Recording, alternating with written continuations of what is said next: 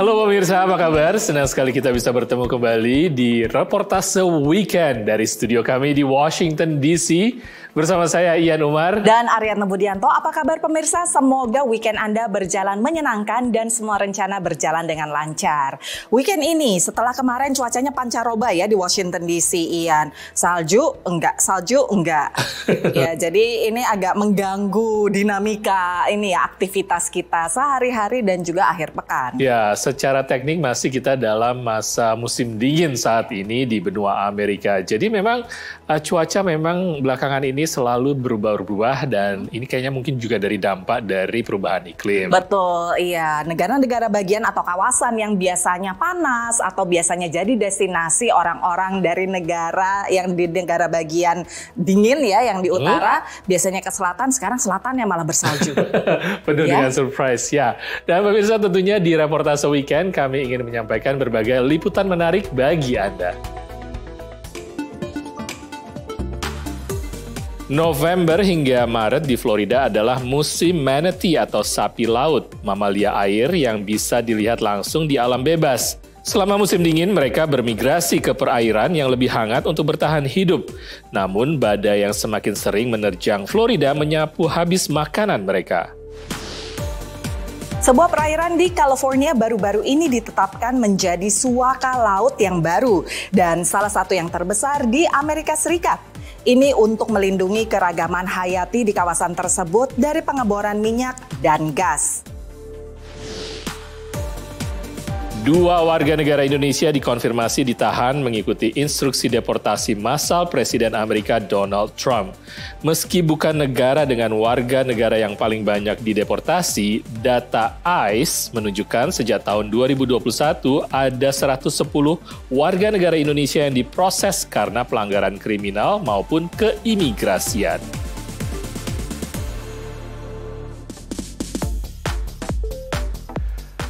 Pemirsa, menurut NASA, pemanasan global membuat badai yang terjadi di wilayah Amerika dan perairannya semakin intens dan juga perubahan suhu air laut ikut membahayakan hewan-hewan laut ini. Ya, contohnya ini menimpa sebuah komunitas hewan laut yang sebetulnya lucu ya pemirsa ya. Ini bukan dugong, tapi ini manatee, yaitu sapi laut.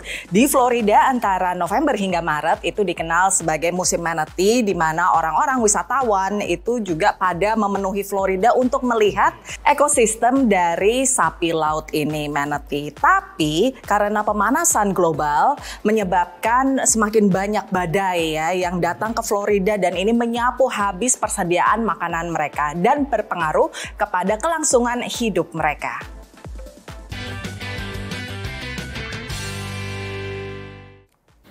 Melihat kumpulan sapi mungkin bukan pemandangan yang langka, tapi bagaimana dengan sapi laut?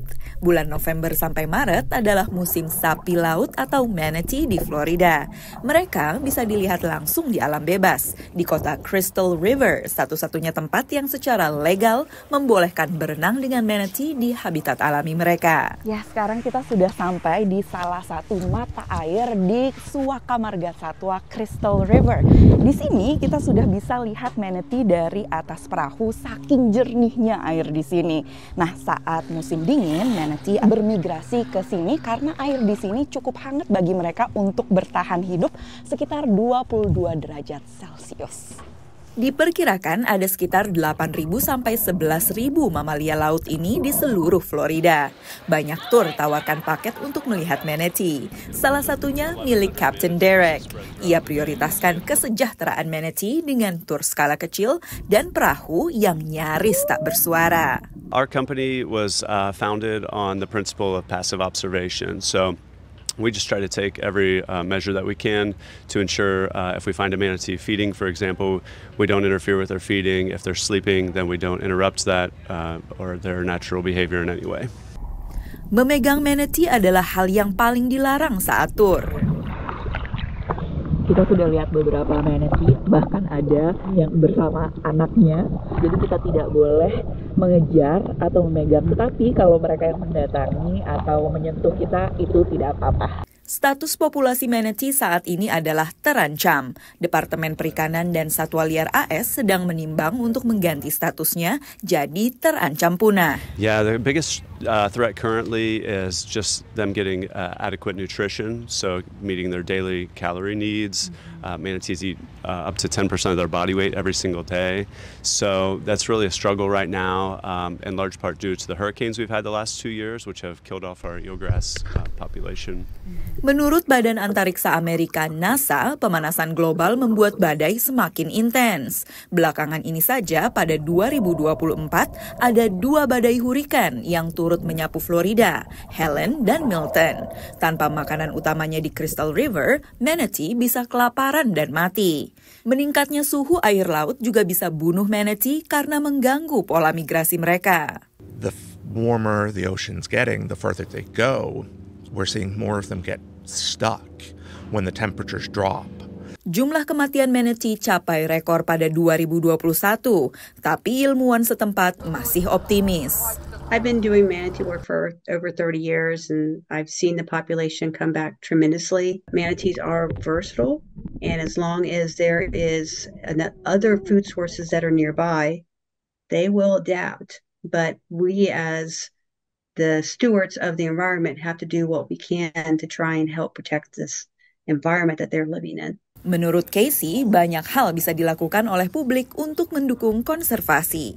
Actually, I have a children's book that I wrote, and a portion of the sales, it goes back to the Save the Manatee Club from each book. Tur seperti ini juga dianggap bisa menciptakan pengertian akan satwa liar yang dilindungi. Dari Florida, Valdia Baraputri, Nabila Ganinda, dan Rere Wahyudi bersama tim VOA.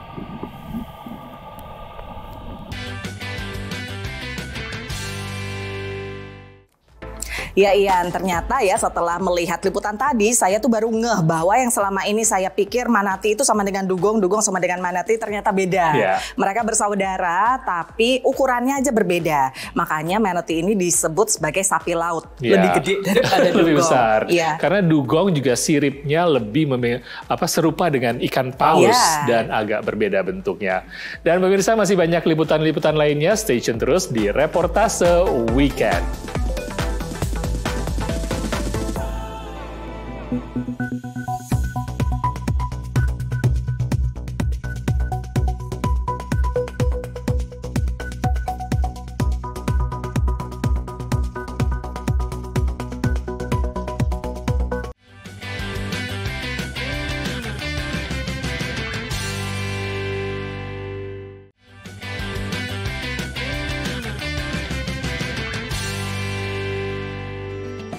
Pemirsa, Anda masih menyaksikan Reportase Weekend dari studio VOA di Washington DC. Baru-baru ini sebuah perairan di California ditetapkan sebagai suaka laut yang terbaru dan terbesar di Amerika Serikat. Ini dimaksudkan untuk menjaga keragaman hayati di wilayah yang sering terjadi pengeboran gas dan minyak tersebut. Wilayah ini letaknya ada di California atau tepatnya di Pacific Coast. Betul. Dan berhadapan langsung dengan Samudra Pasifik. Tempatnya sangat-sangat indah dan tentu saja keragaman hayati dan juga kelestarian alam di daerah tersebut menjadi prioritas dari pemerintah federal Amerika.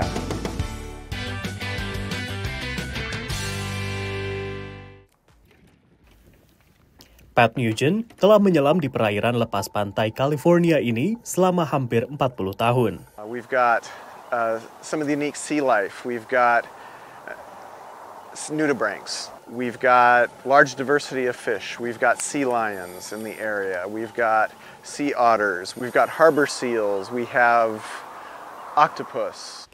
Hampir 12.000 km persegi samudra dan garis pantai California adalah bagian dari Suaka Marga Satwa Laut Nasional Warisan Chumash yang baru disahkan. Yang pertama dikelola bersama dengan masyarakat adat. Violet Sage Walker adalah ketua Dewan Suku Chumash Utara. Dia mengatakan itu adalah tempat yang memiliki makna sejarah dan budaya yang mendalam. So we believe that all people come from these islands here off of the coast of California, and that our people originated from those islands, and that when our people leave this world, they leave through the setting sun and the Western Gate, which is Point Conception. That story has some roots in history, and it has roots in science, and the science says, that this is where the mixing of northern and southern waters and western waters, all these animals come here, and it's a sacred place. Penetapan Suaka ini melindungi daerah tersebut dari produksi minyak dan gas serta konstruksi baru. Ini bertetangga dengan pembangkit listrik Diablo Canyon, satu-satunya pembangkit listrik tenaga nuklir yang beroperasi di California. After 9/11, they actually created a mile barrier around the plant where there's no boat traffic other than the scientific divers that are working there. But that whole coastline from Abla Beach to Morro Bay is just spectacular.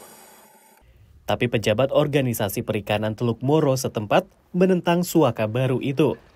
Mereka mengatakan perairan California sudah diatur secara berlebihan dan khawatir tentang bagaimana masyarakat Chumash akan mengelola akses. We keep hearing that the sanctuary and the tribes are going to co-manage this sanctuary. We don't know exactly what that means, but we do know that the Chumash want their special little areas off limits to all fishing, just them. They'll be able to fish in these areas. Violet membantah akan ada area pemancingan khusus Chumash. People have been living with national marine sanctuaries all around them for like 50 years now. So there's fishing, there's scuba diving, there's kayaking. Everything that everybody does has been done in a national marine sanctuary this whole time. Suaka Laut Chumash pada akhirnya dapat memasukkan perairan di sekitar platform pembangkit listrik tenaga banyu lepas pantai setelah pembangunan turbin selesai. Amerika Serikat saat ini memiliki 18 suaka marga satwa laut. Selain sejumlah perairan di lepas pantai California, ada juga wilayah perairan di negara bagian Hawaii dan Florida. Selain itu ada sejumlah danau-danau seperti Danau Wisconsin dan Danau Ontario di dekat perbatasan dengan Kanada. Dari Washington DC, saya Rio Tuasikal dan tim VOA.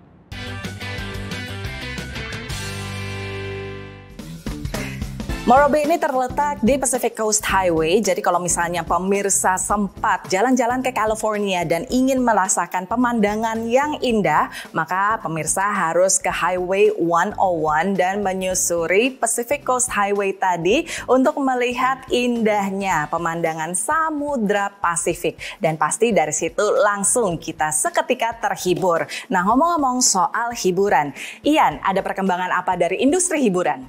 Dari dunia hiburan kali ini kita akan melihat fashion show yang berlangsung di Arizona. Dan ini memadukan antara unsur batik Indonesia dan kebudayaan lokal di Arizona. Kita lihat dalam VOA Entertainment Update bersama Gandhira Pratama.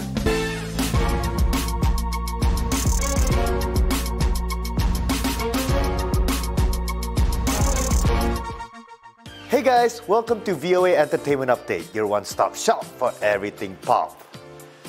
Guys, saya selalu semangat deh kalau musisi ternama Indonesia merilis lagu baru. Dan kali ini, lagunya berjudul Kali Ini. Ini dia single terbaru Hedi Yunus.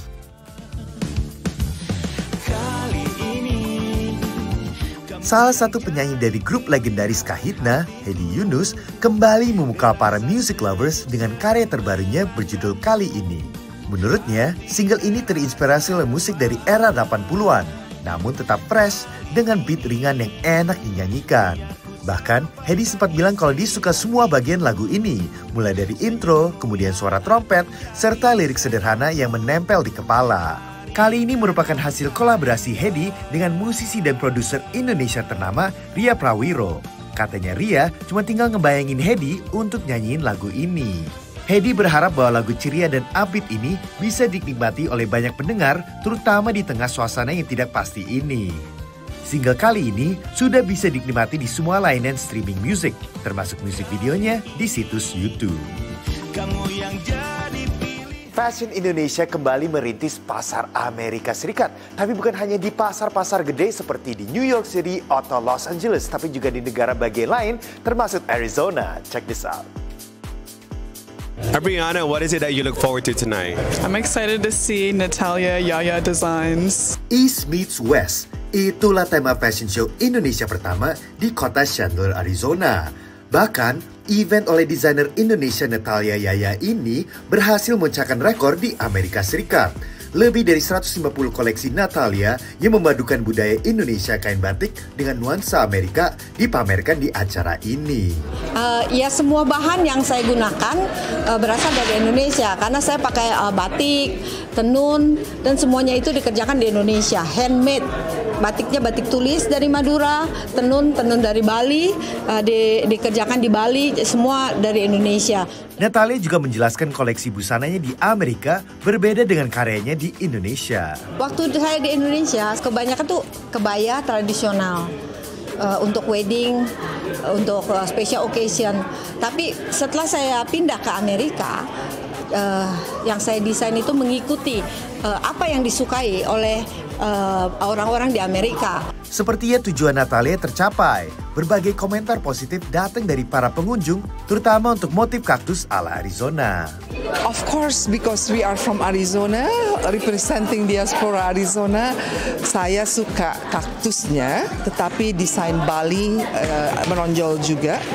Okay, and then the next one is the Borobudur. The colors, the styles are so wonderful. They just express the variety of Indonesia's rich culture and the beauty of its land. Well, the cactus collection is really fun. It shows the Arizona styles, but there was so many of them that I loved. I loved the owls on some of them. I loved the peacocks, the bird of paradises. The colors were just so vibrant. Jadi sempat melihat juga berbagai fashion show di Jakarta dan juga di Vancouver. Tapi ini juga menurut saya juga salah satu yang paling heboh, spektakular.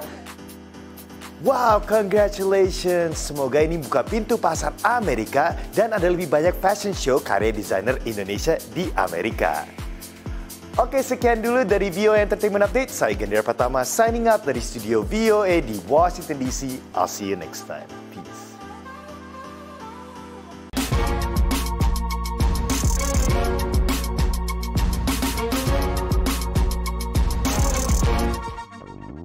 Congrats Kang Hedi dengan single terbarunya, semoga semakin hits dan semakin sukses. Ya, dan juga semoga fashion Indonesia semakin sukses. Nggak perlu harus menembus kota-kota besar fashion seperti Los Angeles ataupun New York, tapi di kota-kota lainnya juga semakin berkibar. Oke pemirsa, sekarang kita istirahat lagi, tapi reportase weekend akan segera kembali setelah yang berikut.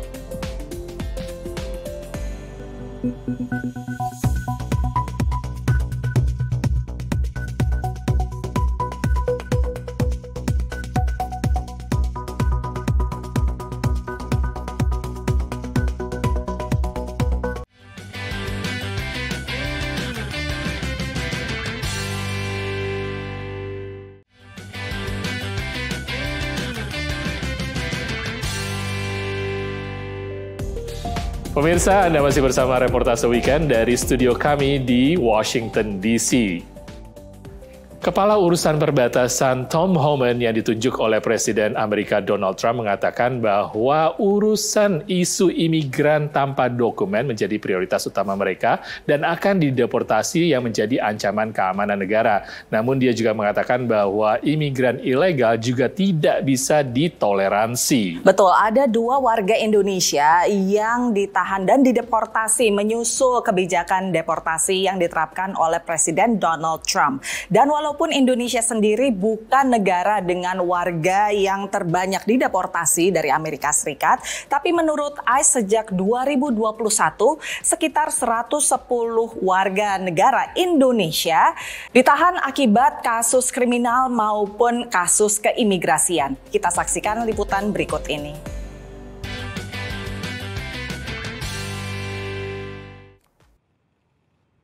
Dua warga negara Indonesia dikonfirmasi ditahan pihak berwenang mengikuti instruksi Presiden Donald Trump terkait deportasi massal pada imigran tanpa izin tinggal tetap atau tanpa dokumen. Yang bersangkutan sebetulnya sudah diminta untuk wajib lapor setiap tahun sejak tahun 2009. Ketika yang bersangkutan lapor ke kantor ICE, kemudian langsung ditahan. Jadi bukan berdasarkan penggerbekan atau apa, tapi memang itu undocumented, overstayer, dan dikenakan wajib lapor.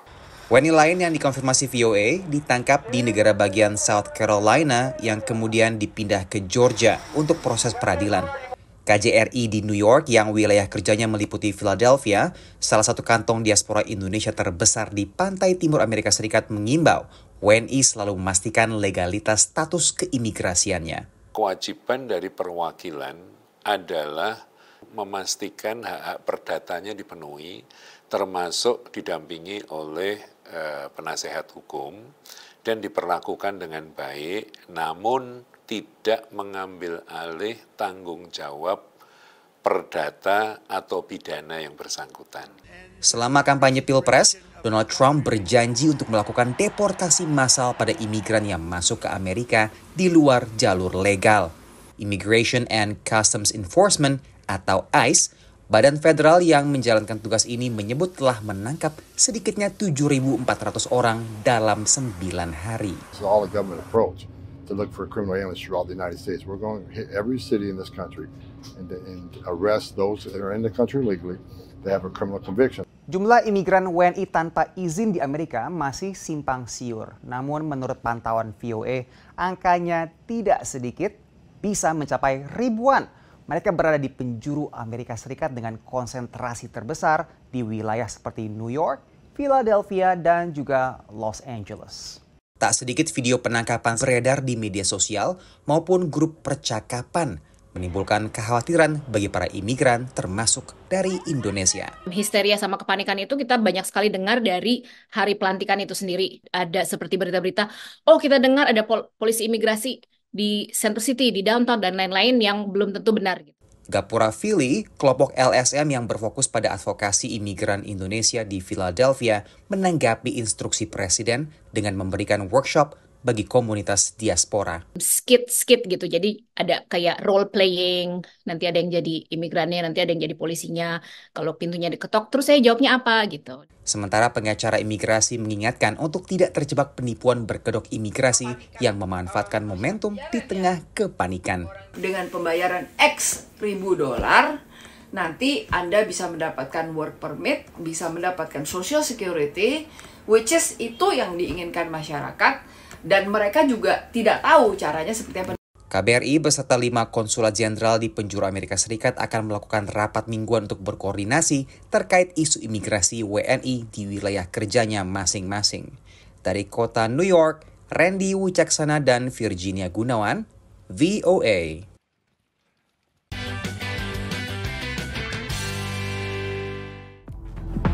Ya, menurut data dari Badan Penegakan Imigrasi dan Cukai atau ICE pekan lalu, sekitar 8.000 warga telah dideportasi dari Amerika Serikat ketika Donald Trump kembali menjabat di Gedung Putih. Dan juga untuk menanggapi rangkaian penggerbekan imigrasi ini, pihak Kedutaan Besar Republik Indonesia menghimbau warganya yang di Amerika untuk selalu membawa identitas diri dan selalu bersikap tenang menghadapi para aparat. Dan pemirsa, senang sekali reportase weekend telah menyampaikan berbagai liputan menarik, namun sayangnya kita berdua harus pamit dulu. Saya Ian Umar dan Aryatna Budianto. Tidak lupa untuk mengundang Anda untuk berpartisipasi di media sosial kami dengan handle VOA Indonesia. Stay safe and stay healthy pemirsa, sampai ketemu lagi minggu depan. Dadah.